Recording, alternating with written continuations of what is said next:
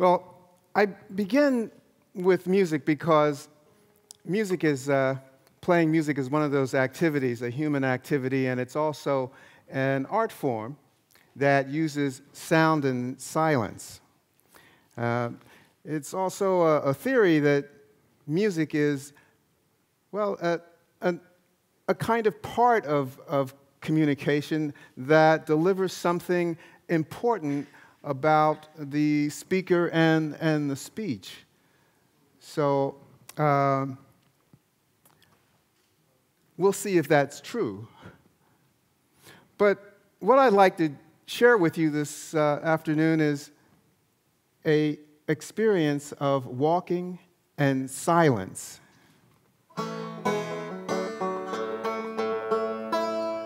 When I was a young man, I really wanted to be a monk.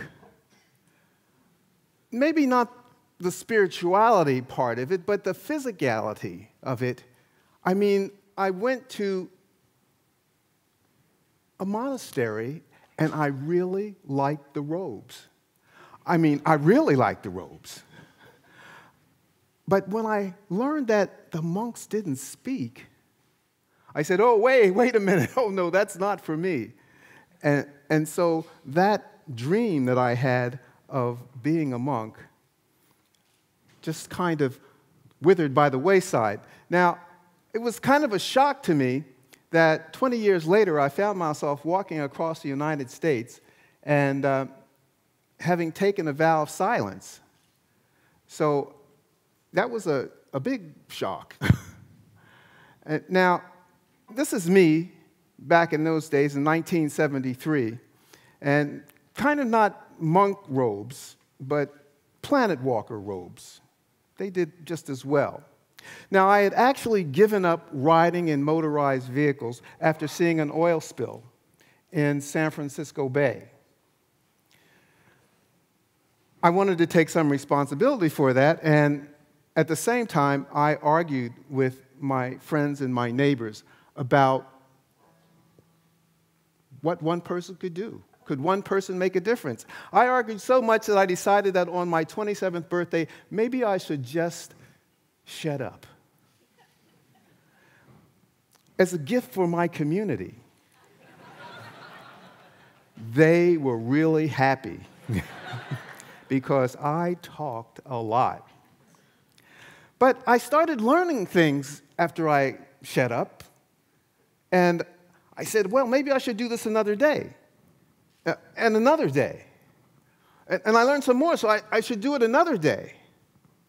Well, 17 years later, after I had walked across the United States, earned 3 university degrees, including a PhD in environmental studies, I decided to start speaking again.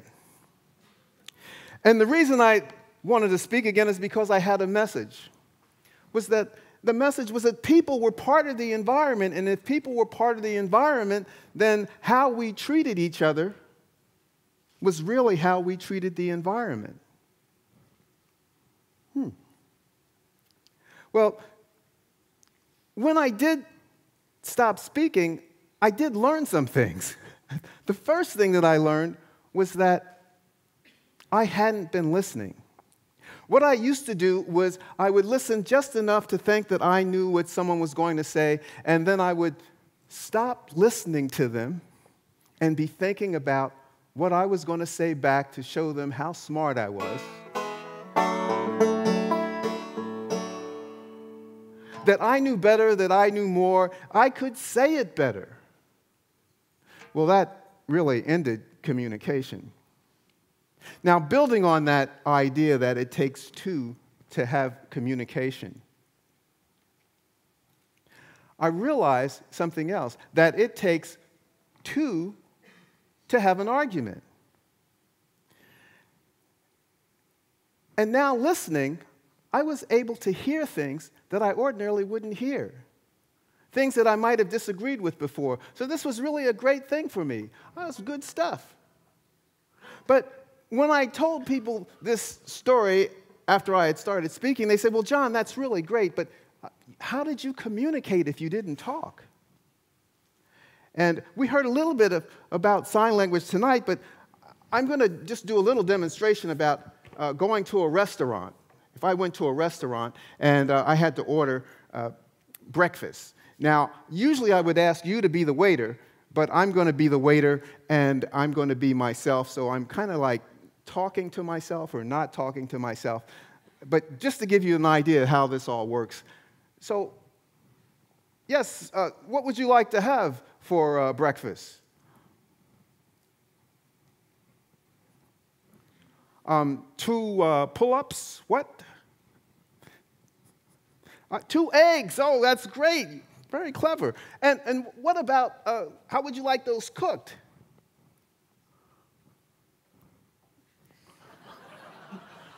Blinking eyes. Sunny side up. Oh, okay, that's good. Very good.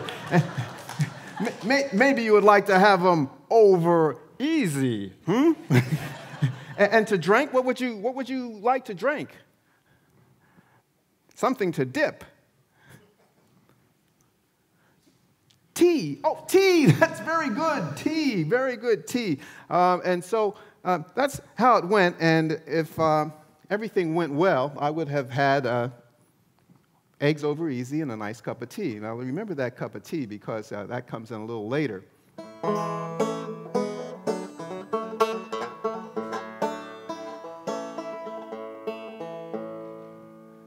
Well, not speaking, it was almost a given that I was going to listen.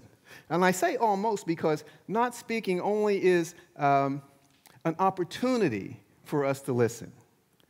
Now, I didn't have to. I didn't have to listen. And many times I found myself getting in my own way about things that I didn't really want to hear, so I just kind of would tune that out.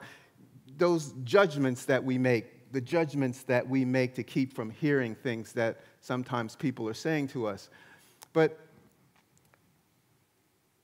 listening to things and hearing things that we don't normally hear, well, that's really a good thing because it's really how we learn. And so I had this way of trying to get beyond that.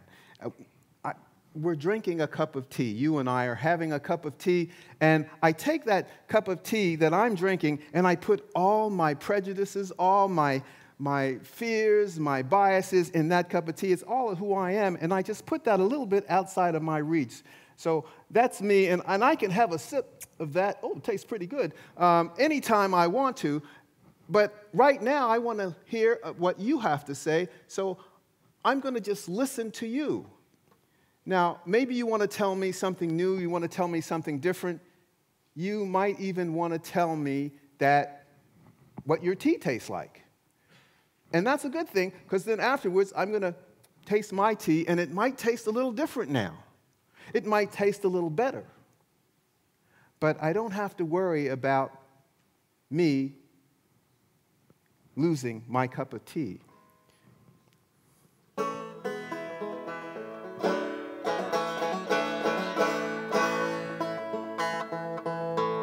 Well, actually, walking, I think, is really what I did before I stopped talking.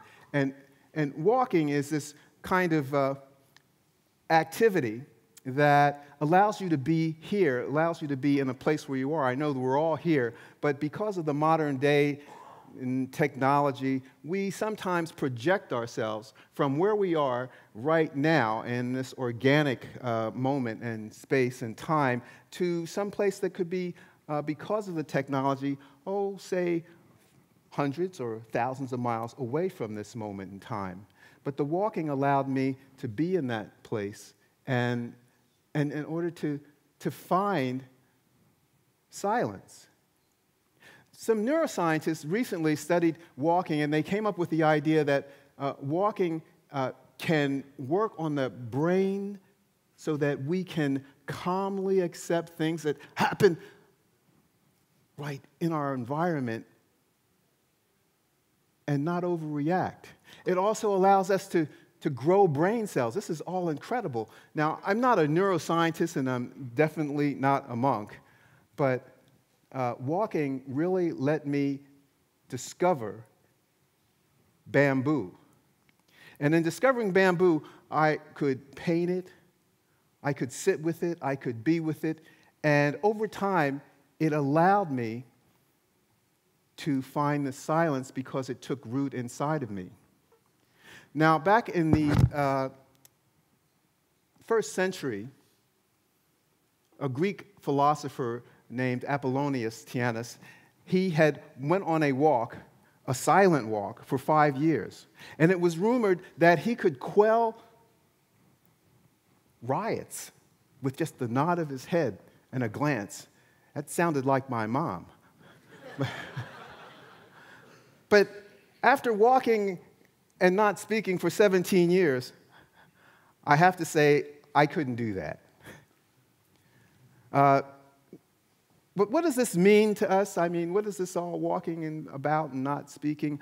I believe that walking and consciously not speaking and listening, even on a crowded city street or a quiet country road, for a few minutes, for a few moments, can help us see and discover silence. And by silence, I don't mean the absence of words. I mean the space that makes the music.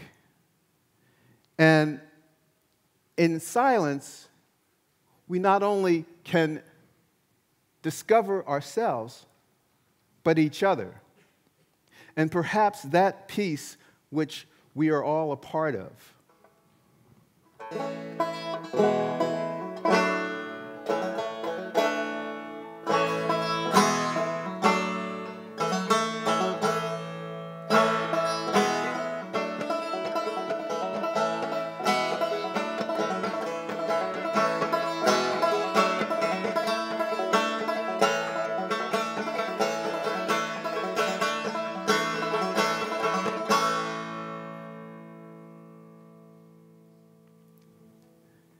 And perhaps that is an idea worth spreading.